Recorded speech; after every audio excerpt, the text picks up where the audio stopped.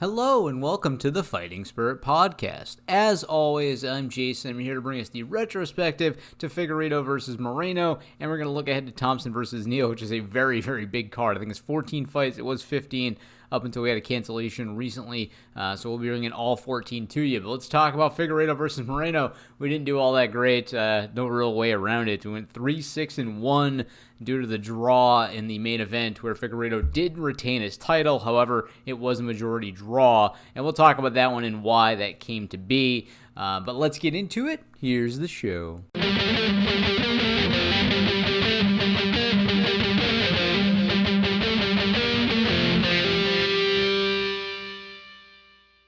So yeah, it was a tough night overall for us. We didn't really perform all that well at all, if I'm honest. We went 1-2 on the Patreon, picking up just our 100% lock on Cyril Gane.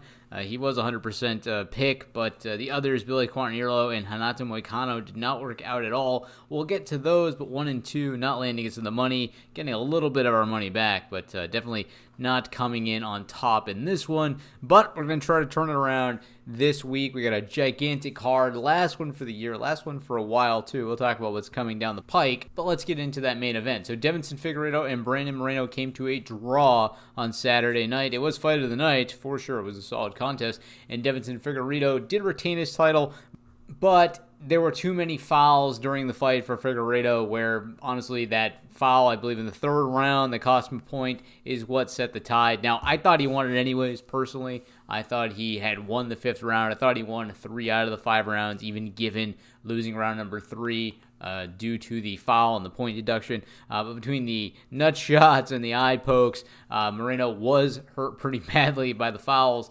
He actually was almost dry heaving on the floor after the nut shot. So not good. Not a good look at all for Deiveson Figueiredo, but he still retains his title. He, said coming in that he had a lot of medical ailments. He wasn't really 100%. It was probably too quick of a turnaround time, if I'm honest. But he still ended up retaining his title. He's still one of the fastest defenses. And even though it's not an official win on the record, he's still champion. And they will end up rebooking this one into 2021. But Figueiredo, I thought, looked better than Moreno for most of the evening. He probably should have won. It's just the foul that kind of messed him up. And then the judge is not giving him the fifth on all occasions. So is what it is. It also goes as kind of a null one for us because we don't really count draws because they're so rare. So just goes to a tie for us, leaving us at 3-6-1 on the night. In the next one, oh God, it's sad to watch your heroes get beat up. So I'm a big Tony Ferguson fan, have been for a really long time. The guy was exciting to watch, but he's probably been beating his body too hard. He's been riding or dying on the damage, and now it's starting, I think, to come to fruition. Tony Ferguson did not look like El Cucuy out there. I don't know what he was missing. He said in, I think, a recent Instagram post that he was missing some of the excitement, some of the crowd involvement, some of that hype factor, and maybe that's true for Tony, but the fact of the matter is he didn't perform for all 15 minutes. It was nothing but the Charles Oliveira show. He put it on him, Dobronk style, basically letting Tony stand for all of about 90 seconds during the fight. First round, quick takedown. Every round there's a takedown, and Oliveira looked dominant the whole way. Tony's striking wasn't there, and how could it be after the near arm break via arm bar that almost did Tony in on the night? If it hadn't been for the buzzer, Tony was going to get his arm broken, or he was going to have to tap. He looked like he was in agony as the bell rang, but he did last long enough. It's just how bad was that arm the rest of the way? He didn't throw it very much. Obviously, then that hurts the hand fighting when they are on the ground, not having it at its full ability. So just a sad one here, and I think that's sort of the death knell for ever potentially seeing Tony versus Khabib. There was a shot there that I think Tony, had he won, could have maybe fought Conor Poirier. Maybe he jumped ahead to fight Khabib if Khabib wanted to come back. Khabib, I think, could pick Tony out of the lineup for sure and say he wanted to fight him. But fact of the matter is, now we're not going to see it. I think that Tony will come back. He'll fight some more, but it's a long road to the top now, I think, for him to fight some of the higher competition, and they're only getting better, and Tony's only getting older. He's 37 years old now, and I think the Tony era has ended. Will he get another win in the UFC? Yeah, absolutely. I think he will. It's just not going to be against the level of competition that we've seen him going up against up until now. So, is what it is. And I forgot to mention, we did pick Ferguson on the night, so that did go as a loss for us. And the next one, also a loss. Vera Jandiroba is defeated by Mackenzie Dern. Very tough fight here. This one probably could have been fight of the night if it hadn't been for the flyweights in the main event. They were having a slugfest. Mackenzie Dern did actually outstrike and outdo Jandiroba just enough, though. Jandiroba did score the one takedown.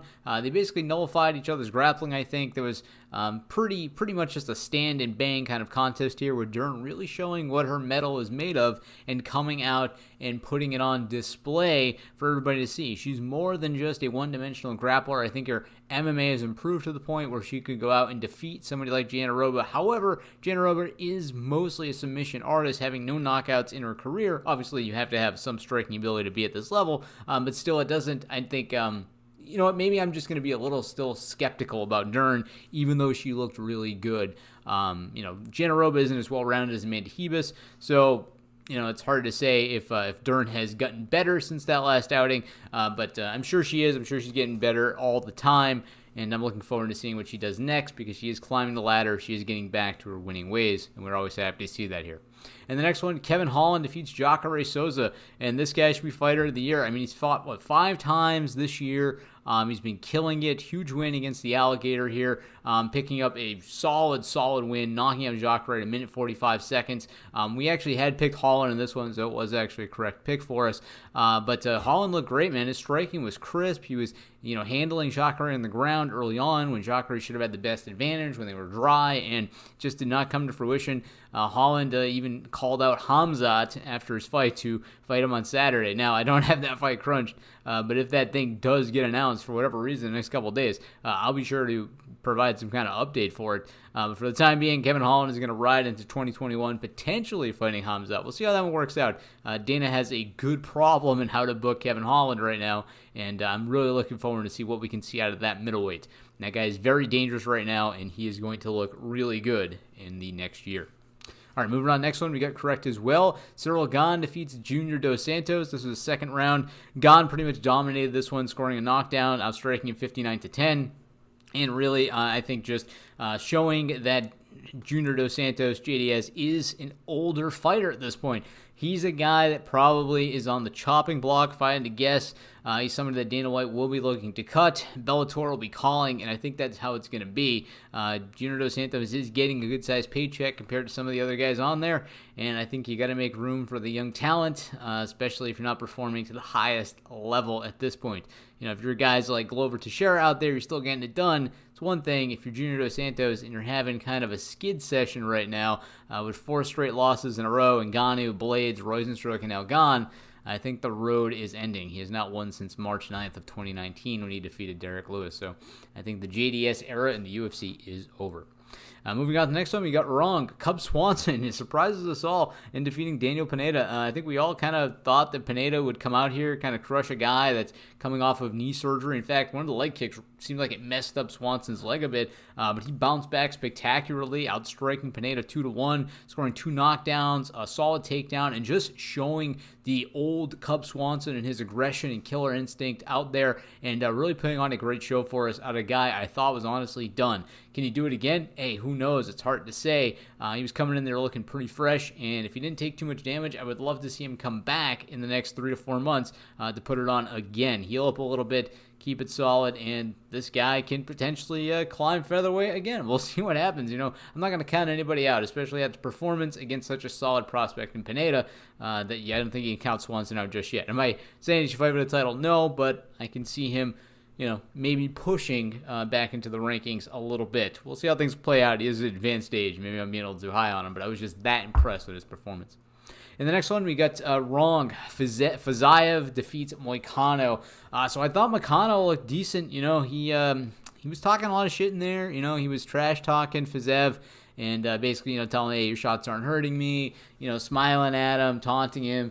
And, honestly, it didn't really work out because Fiziev scored a nasty knockdown on him. Just a great combination. You have to go back and watch it. I'm not even exactly sure I can do it justice if I explain it. But knocked out Moicano. there was some controversy about a early stoppage, but I think that honestly, because Moicano had a hard time getting back to his feet after it was waved off, it was pretty legit stoppage. There was no need to get mad at any of the referees in that one, even though he was using muscle memory to get into a Brazilian Jiu-Jitsu defense there on the ground with his guard. It was over. And so Fiziev picks up a solid win, picking up Performance of the Night money, along with Holland, by the way. So great performance out of him. That guy is very dangerous at lightweight. He's striking is at a really high level, and I'm looking to see some really good stuff out of him because Moicano is no pushover, and he also looked a lot bigger than Fiziev going out there. So Moicano, hey, you went out there. I think you did your best, but Fiziev is a force to be reckoned with and one that we will see again very soon in 2021. And the next one we got wrong as well. Gavin Tucker defeats Billy Quartanillo. I thought Quartanillo was going to be able to put it on Tucker, but it was the other way around. Tucker was relentless. 7 takedowns, 106 strikes to 84, and Quartanillo was never able to find his groove, never able to get fifth gear, and he was never able to catch any rhythm going. He was always on the back foot. Tucker was smothering him with pressure, and Quartanillo had no way to get out of it. Now, normally that's something Quartanillo does, puts the pressure on guys, grinds them to death. However, Tucker was just better at his own game, and I said this one was going to be close. I just thought that, honestly, I thought Quartanillo was going to be the hammer and not the nail in this one. It was flipped around, and Tucker just looked phenomenal, picking up a great win, giving Quartanillo no room to breathe out there. And then in the last two here, we got one right and one wrong. So when we got wrong, Tecia Torres defeats Sam Hughes. This was a debut fight, so I don't give it too much weight. I'd put it on the Patreon, not as an official pick, but just as one that had come out after our last podcast. And that one I had picked Hughes, but I wasn't super confident about it. I thought that Tecia Torres would come out there and look better. She honestly looked better than I thought she would, but she still picked up a solid win and one that we did get incorrect. And then the last one, Chase Hooper defeats Peter Barrett, which was a tough one for me because, Chase Hooper goes out there, snatches victory from the jaws of defeat, heel hook late in round number 3. I mean, Barrett had this thing won, I'm pretty sure, in my mind. I thought he was dominating, honestly, Hooper. I didn't think Hooper was going to win. And then Hooper picks up this great leg lock, this great heel hook to pick up a win. And I thought it was going to be a nice, easy roll of night. I was like, oh, man, got the first fight of the night. That's always a good one to get, put you in a good rhythm, and just kind of crapped a goose egg until we got to the main event, and then we couldn't pull it together for most of the card, only going back-to-back wins once with Holland and Gahn. So, hey, it is what it is. Not the best performance out of us, and, no excuses. It just didn't work out, and that is the fight game, and that's how it's always going to be. We're always going to have dips. We're always going to have slides. And we got to take the good with the bad. So last week was 75% accuracy. This week was about a 3rd% accuracy.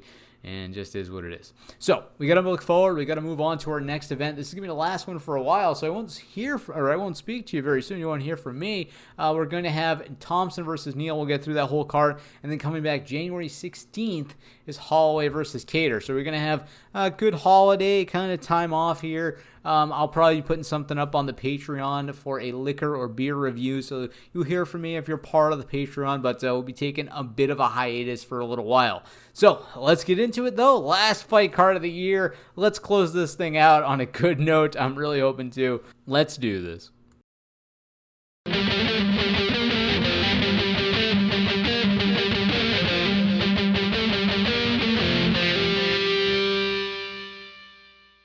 All right, so let's kick things off with the main event where we're going to have Jeff Hands of Steel Neal taking on Steven Wonderboy Thompson. And in this one here, it's honestly a really hard fight to call. Both these guys actually have similar fight records. Obviously, we have Stefan Thompson on the more advanced age and has sort of had struggled at times recently, whereas we look over at Jeff Neal, and this guy is on a wrecking machine of a record. Wins over Brian Carmozzi, Frank Camacho, Bilal Muhammad, Nico Price, and Mike Perry all in a row to go for a 1, 2, 3, 4, 5, 6, 7. Let's make it 8. We're picking Jeff Neal in this one here. I think, honestly, as long as he can deal with the footwork and some of the striking of Stephen Thompson, I think that Hands of Steel Neal can get it done here. Now, part of that might come down to some of the takedowns. He does go for takedowns on occasion at 0.85 per 15 minutes, so I could see him potentially picking one up. He also has amazing volume. If he can put the pressure on Thompson and fight him very close to, eliminate those karate-style kicks. If he can crowd the kicker, keep his hands active, I think he can potentially defeat Thompson. Now, with that being said, asked Vicente Luque, it's not an easy challenge to go out and beat this guy. He is really good. However, he did lose to Pettis, and he did lose to Till, and obviously his losses to Woodley.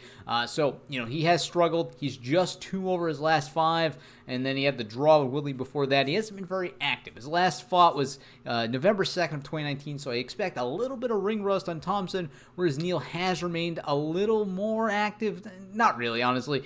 He's still fighting at about a year ago at this point, so you know what? Honestly, there's not enough time between these guys. They're about equal. Either way, though, I think Jeff Neal still gets it done here. I think his volume striking, I think his ability to get inside the pocket is going to be there. And after, getting the last 3 out of his 4 fights all via knockout, I think he can get it done and defeat a really, really talented striker in Stephen Thompson. But let's face facts, Stephen Thompson is just a little bit older now, and I don't know if he has it. So we'll see how things play out on Saturday. But we are going with Jeff Hands of Steel Neal. All right, moving on to our co-main, we're going to have Jose Aldo taking on Marlo Vera, who is coming hot off of his win over Sean O'Malley, whereas Jose Aldo has lost 3 fights in a row. He's lost the title to Peter Yan, lost to Marlon Moraes, and lost to Alexander Volkanovski. So he's not doing great lately, and honestly, that's why I'm picking Marlon Vera here. Jose Aldo is not over the hill, but he is 34 years of age in a weight class at now 135 pounds that really benefits the younger, faster guys. And that's why I think Marlon Vera gets it done here. He's in his prime at just 28 years of age. He's coming off a huge victory. Granted, he did have a loss to Song Yadong recently, but he bounced back very well. He had a 5-fight winning streak going into that fluke. Bounced back, defeated Sean O'Malley in the first round, picking up a quick knockout at 4 minutes 40 seconds. And I think he has the skill set to defeat Aldo. I think he has the aggression. I think he has the style. They have similar reach. They have similar fight striking outputs. I honestly think that he can do this. Part of the reason is I don't think Aldo's leg kicks are there anymore. We know his boxing is still crisp, but I think that Chito Vera can hang with him and is a little bit more of a complete mixed martial artist when you factor in some of the ground game that he does attempt on occasion. I think that he is going to ultimately be able to defeat Aldo. If Aldo's leg kicks were still there and he really could devastate his opponents like he used to, I think that would be a huge weapon in his toolkit. But unfortunately, I think that weapon is actually more so in Chito Vera's toolkit at this point, just because maybe some damage has been taken by Aldo over the years. The guy's gone to war many times. He's going to war again on Saturday, but I do not see Aldo coming away with a victory. I think he's going to get his 4th straight loss, which, again, speaking of guys going on the chopping block, this is a guy that could potentially be there. So we'll see what happens with Aldo, but I am picking Chito Vera in this contest. All right, get ready for a firefight because we are going to have Kaylin Chaos Williams taking on Michelle Pereira up ahead. And in this one here, I'm going to go with Chaos Williams, but both these guys are phenomenal. It's just that Chaos Williams coming into the UFC has picked up both knockouts within about 30 seconds, knocking out Alex Morono and Abdul Razik Al Hassan. Pereira, the guy, honestly, he likes to play with his food a little bit. We saw this in Tristan Connolly fight. We saw this with Diego Sanchez, and he did bounce back and defeat Zalem Emediov, but it did take 3 rounds and nearly went to decision in that one. I don't know if he has the killer instinct in the UFC. He cannot play with a guy like Chaos Williams.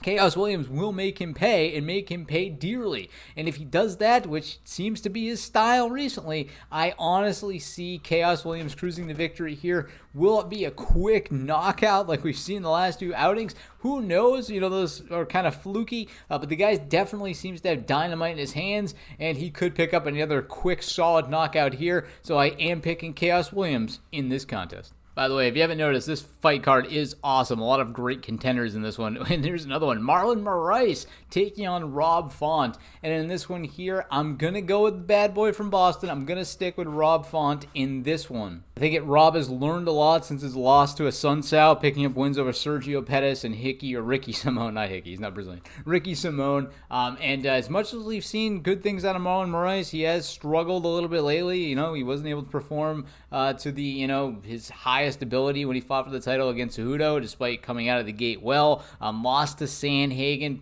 should have lost to Aldo. He did pick up a split decision victory. I think everybody thought that Aldo won that fight, which is why he fought for the title. And so realistically, we're looking at him in 0-3 over his last 3, not having a win since February of 2019. So with that being said, I like Rob Font in this one. He's riding higher right now. I think his skill set is there. 7 knockouts over 17 wins. Has some in the grappling department as well. Has the killer instinct. Has the ability to win. We're picking him to get it done on Saturday. All right, next one here. Heavyweight boys. We got Marcin Tybura taking on Greg Hardy. And in this one here, you know what, guys? I like Greg Hardy. You know, I actually do like the guy. I think he has an arc of redemption in his life, and I think he's going to also pick up a win on Saturday. He's looked solid in the last couple outings. Wins over DeCastro, over Maurice Green. Competition for him has been getting a little bit better.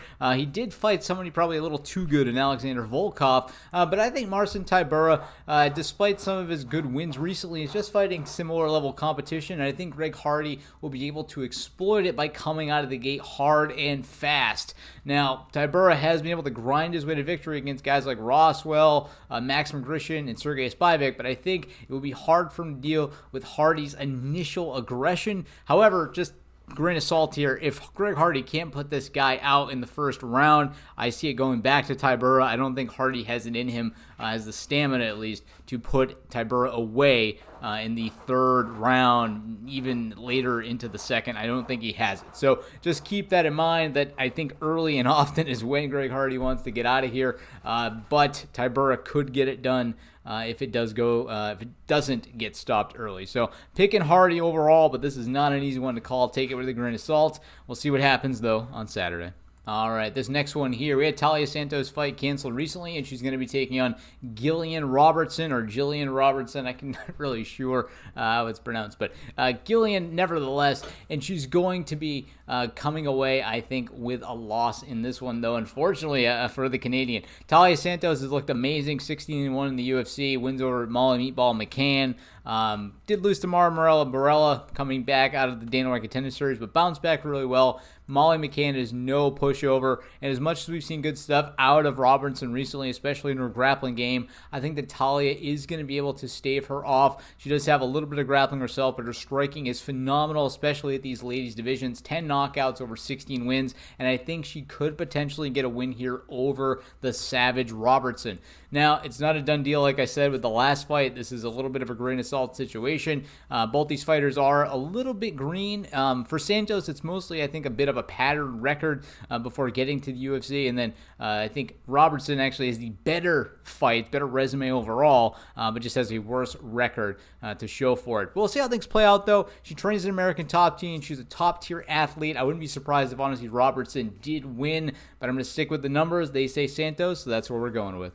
Okay, getting on to the next one. One of the, I guess you call him legends at lightweight. He was former champion. Anthony Pettis is going to be taking on Alex Morono. And he was the first UFC fighter on a Wheaties box. There's something to be said for Showtime and the Showtime kick, of course, highlight of all time against Benson Henderson. Anyways, let's talk about it, though. I think that Anthony Showtime Pettis is going to be able to defeat Alex the Great Morono. Now, one thing to keep in mind is that Pettis is coming as a 155 pounder to the 170 pound welterweight division against Morono. So just bear in mind, Pettis might be a little outsized here, but they are pretty close in size. Same reach, 72 inches, basically the same stature, 5'10 and 5'11. And then when we look at their abilities to score takedowns and submissions, I think we have a slight edge there to Pettis, and then his striking is still solid, although Morono does have the higher output. I just like Pettis here. I like his ability to find wins. Now, he has struggled at times, lost to Diego Fajeda, lost to Nate Diaz, but he did defeat Stephen Thompson and Donald Cerrone in his last couple outings here, and I think he'll be able to defeat Morono. This is not a done deal here. We have seen Morono play pretty well against everybody, really, except for Kalen Williams, or Chaos Williams, who's fighting higher on the card. Good wins against Kenyon Songs, Matt Griffin, Zach Otto, and Rice McKee. Just, I think Pettis is a step ahead, and I think he'll be able to hang with with Pettis. It's just I don't think he'll be able to pick up a win. So we'll see how things play out here. I think this is really a tough one to make a call on because Pettis is on a little bit of a slide. Morono is sort of an up-and-comer, even though he's getting a little up there in age and has to make some good moves. So this is his real opportunity to make a statement at welterweight, but defeating a guy who was a former champion in the UFC. We'll see how things play out, but I'm sticking with Showtime in this one. All right, his next fight here would have been the 15th, but it was canceled. So Bilal Muhammad versus Diego Lima is off. Just keep that in mind. We only have 14 fights as of right now. There are potentially more fights to be canceled as well. COVID has been a real bitch this year, so we'll definitely see maybe a couple more canceled if history proves to be an indicator. Anyways, let's move on to the next one. That's going to be Panini Kinzad versus Sijara Eubanks. And in this one here, I like Kinzad a little bit more. She's a solid talent. Back-to-back wins against Jessica Rose Clark and Betch Correa. Two solid opponents, not the best. Whereas Sarge does struggle at times, 6-5. She looked like she was starting to get a lot better back earlier this year, beating Sarah Morris and Julia Avila, then lost to Ketlin Vieira. She's gotten better. I can't say too much bad about Sarge because she is a lot better than what she used to be. Just I don't think she's at a high enough level to take on Kinzad, who has basically twice as many mixed martial arts fights and a much better record at 13-5. Also fighting on the Ultimate Fighter, losing to Macy Kieson, but basically getting a lot more experience, I think, is going to pay off here. And so I'm going to stick with Kinzad.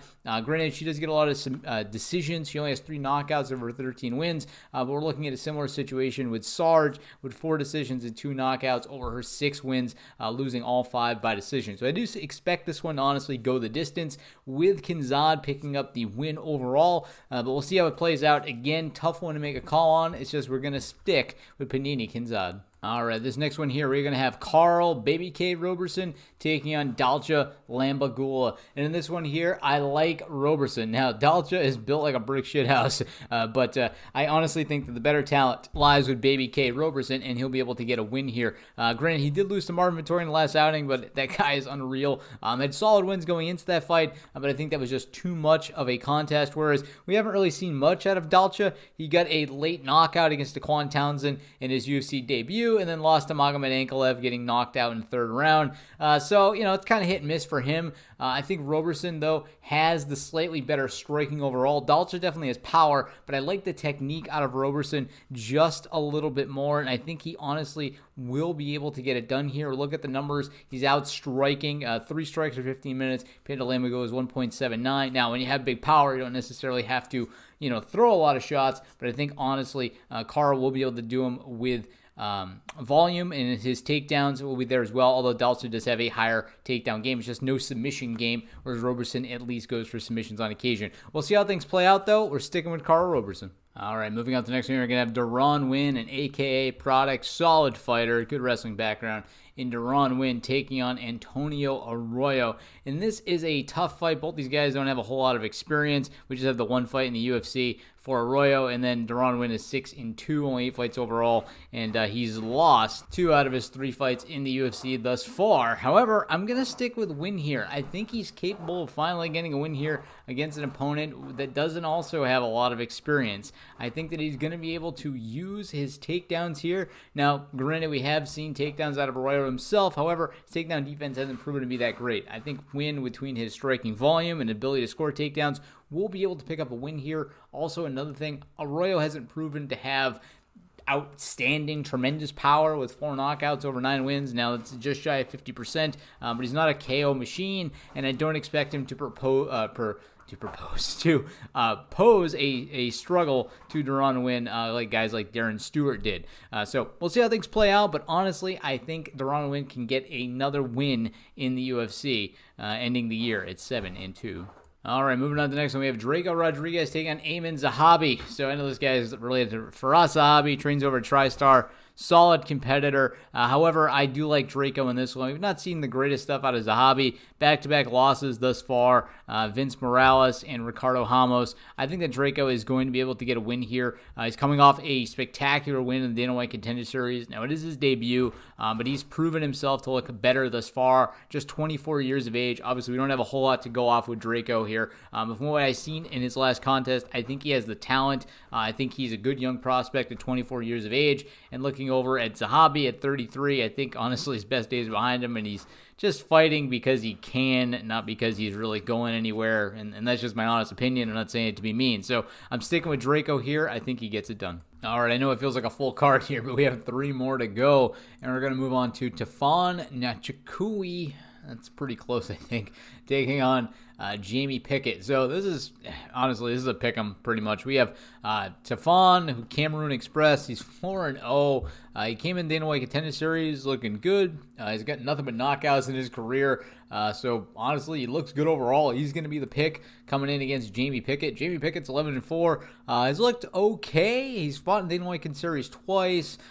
This is actually now going to be his entry into the UFC. Obviously, did get better his second time around, or he wouldn't have got his contract. But Stefan, from what I've seen so far, available highlights, he does look pretty solid. Dana White Contender Series looks very good. And despite him being so green, we're going to stick with him in this one. We're going to Stefan Nachakui in this one. All right, this next one here I did call a few weeks back. I will say it again. We're going to have Cody Durden taking on Jimmy the Brick Flick. And this one here, I still like Jimmy the Brick. I think he's the better mixed martial artist. 15-5 overall. Solid wins coming out of the LFA promotion, XFN. Solid win, Dana White Contender Series. The guy looked great overall. Cody Durden has been fighting in the UFC, but his last fight was a draw to Chris Gutierrez. And so, again, with this one, we have a lot of younger guys, but I think Jimmy the Brick Flick from his highlights looks outstanding, and I think he's going to be able to pick up a win. However, just keep in mind, he did actually lose Chris Gutierrez himself back in 2018, but that was a while back. This is a fairly young guy, only 30 years of age, and I think that he can get it done. He's a submission machine as well, 13 submissions over his 15 wins. So if this one does go to the mat, I would not be surprised to see Jimmy the Flick pick up a win in this one. And then in the last contest, we're going to have Rick Glenn take on Carlton minus. And in this one here, I do like minus a little bit more.